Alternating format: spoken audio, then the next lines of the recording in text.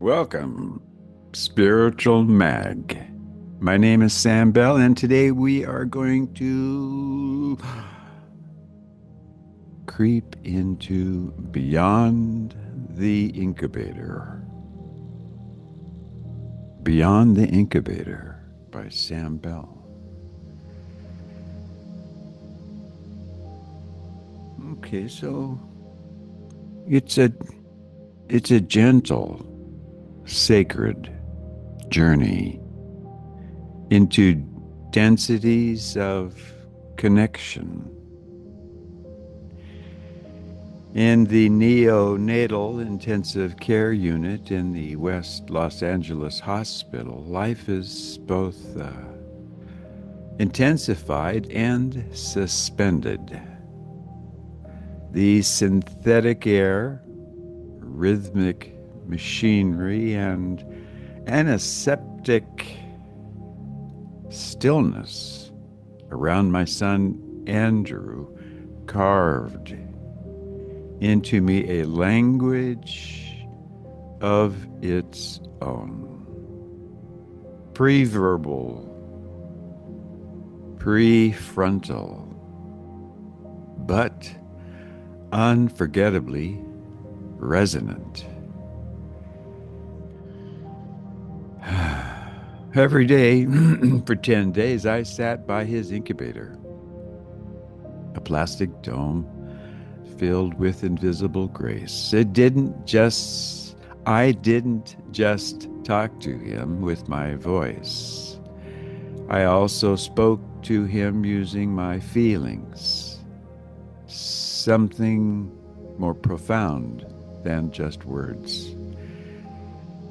When we express ourselves, we usually push air out and shape it into sounds using our mouths and tongues. But this time, my words were coming from a deeper, more intricate place inside me.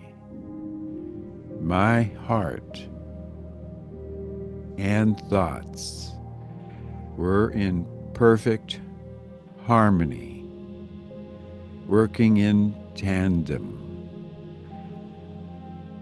I wasn't just saying words I remembered, I was sending him the feelings behind them: love, peace, and care. I was sharing part of my spirit. Imagine if your best friend is unfortunate. You don't just say, "I'm sorry," in a boring way. You might hug them, look into their eyes, and say, "I'm here for you," with all the love in your heart. That feeling you share is stronger than those words can express. That's the incredible power of emotional coherence. Emotional coherence. It's like when a mother sings a lullaby. The baby doesn't understand the words but feels the calm, loving energy. This power, once understood, can enlighten and transform, making us appreciate its impact more than ever. When Andrew made the transition, it was not a termination of our bond, it was the thinning of a veil. I held him as his last exhalation became my inhalation. My hands trembled with the uncontainable grief of a father who had crossed a threshold. At that moment, my body softened, my perception fragmented. The world around me became unreal, a simulation. Everything external seemed flaccid and melting, then flattened, like language without context or voice without breath.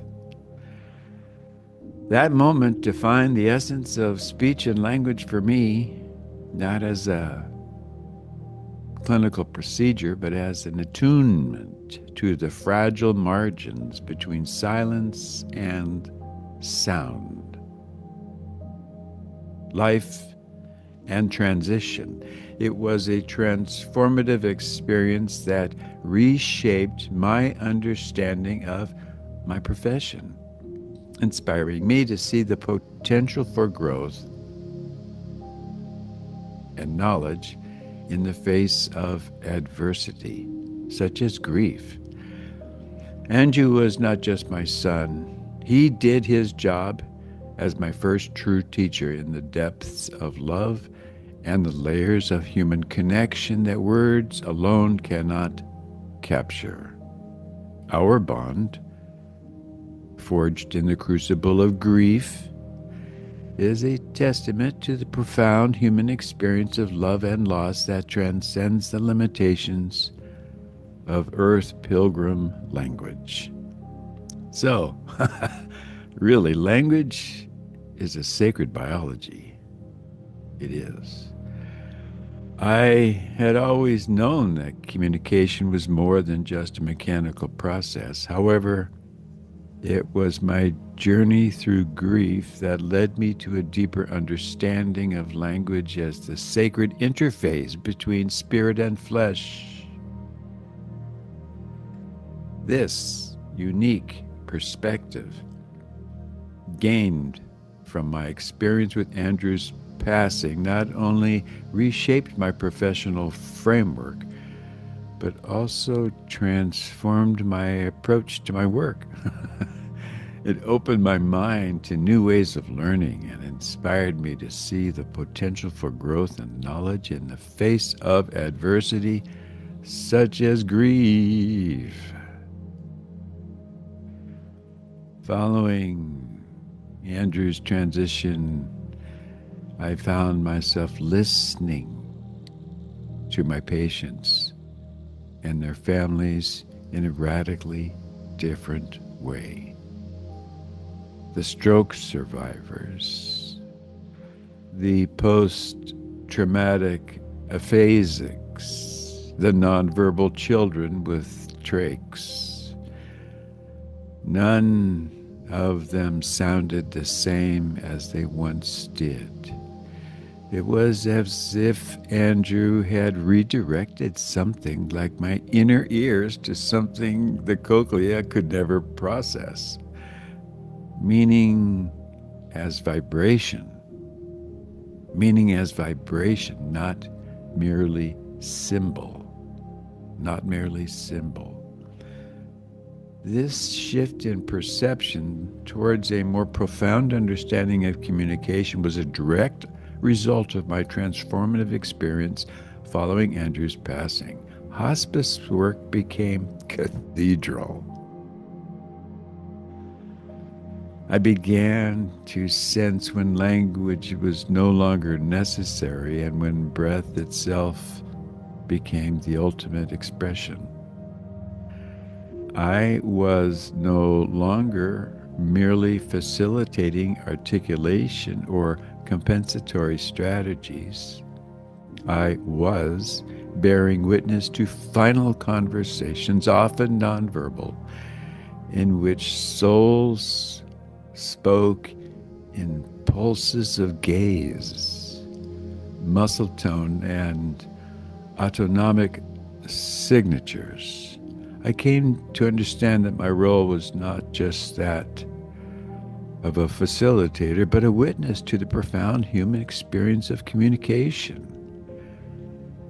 This understanding underscores the importance of empathy and understanding in our profession that each of us is an integral and valued part of the unified field. This was a deeper speech. This was language in its oldest form, frequency or mimpathy. Mimpathy meaning you actually feel what they feel. In this context, frequency refers to the vibrational energy that underlies all communication. It's the idea that our words and thoughts are not just abstract symbols, but actual sentient energy that can be felt and understood on a deeper level. Today, you can look at the neuroscience of heart-based perception. Emerging from that grief, I found myself driven not to just move on, but to move deeper into neurocardiology, resonance theory, and the whispered intersection of consciousness studies and communication sciences. The vagus nerve, with its myelinated social branch, became less of a cranial nerve and more of a philosopher's bridge, linking breath to emotion, heart rate to speech intention, and interoception to empathy, and more. Here, speech, spirit, and neuroscience were not adversaries, but co-authors. The traditional model of expressive and receptive language felt primitive when compared to the profound sense of knowing I had experienced with Andrew even after his death. The language of densities, those tiers of vibrational coherence spoken of in metaphysical traditions, offered a more elegant explanatory model. In such a framework, Andrew and I continued to commune heart to heart, free of latency or phonation. This is not magical thinking. It is deeply rooted in an embodied epistemology. What is known through the body, not around it. What is known through the body, not around it. Language is frequency. The body is a resonator. And consciousness, the receiver and amplifier of all that remains unspoken. This understanding of the body's role in language can make each of us feel more connected and embodied in our knowledge. Ancient cultures understood breath as life, a communion with the divine, a mirror of the cosmos. The Egyptian hu sound, the Hindu Om, and the Hebrew Raush, each recognize the power of vocalized breath to unify dimensions. Speech path, for all its gifts, sometimes may feel like, just decibels and decodings and diagnostics, and forgetting that speech begins in silence. Silence starts in stillness.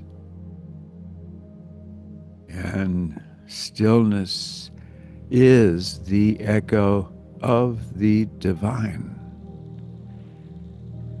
Andrew's departure reawakened this sacred silent lineage in me. This sacred lineage refers to the ancient understanding of speech as a breath of life, a communion with the divine, a mirror of the cosmos.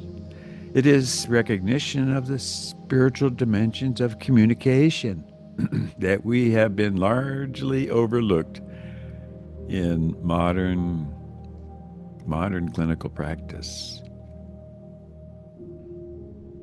It is suppressed not by conspiracy, but the habit of forgetting. By forgetting, by the over reliance on digital streams of fabricated knowing. This sacred lineage is a reminder of the deeper spiritual roots of communication which have been overshadowed. So, understand where healing and witnesses intersect. So, okay, where does this leave me, Sam Bell, the speech path, who holds the sacred memory in one hand and the clipboard in the other? It leaves me precisely at the portal where the real work begins. In the bedside whispers that accompany the tracheostomy tube, in the caregiver who needs to be understood without words, in the grieving sibling who suddenly stutters, not because of faulty neural loop, but because their nervous system has lost its rhythm of safety. As paths, we do not only restore speech and language, we midwife coherence. We coax songs from the silence of trauma. And when we are truly attuned, we offer more than techniques. We offer a presence that can thread together dimensions. It's true. This presence, this active engagement with our loved ones, our patients, is impactful. It is our presence that can make our loved ones feel heard, feel understood, and feel valued. Andrew taught me that the densest experiences, grief, death, touch, are not endpoints, but invitations. Through him, I became more than a therapist. I became a reverent translator between worlds. This world and the next, the neurological and the numinous. I remember the incubator, its quiet hum, its otherworldly glow, and the small life within it that changed everything. I now remember that language is not a task. We use it not only to express, but to reveal, to reach not only ears, but essences. Andrew is not gone.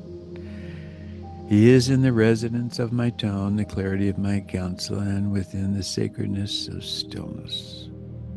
A daily meditation and harmonization with Daisy, my guardian angel, and I mingle between neurology of the brain and the knowing of the soul, a practice rooted in grief and now flowering in grace. This is the historical context too often overlooked, that the sacred has always coexisted with the clinical, that the frequencies of the heart were the first language, and that genuine healing requires us to listen beyond the ear and for us to speak and act with intentions from a place untouched by time. In Andrew's name I continue, in your name may you remember, and in the name of all who transition in love, may language always serve the path of elevating consciousness.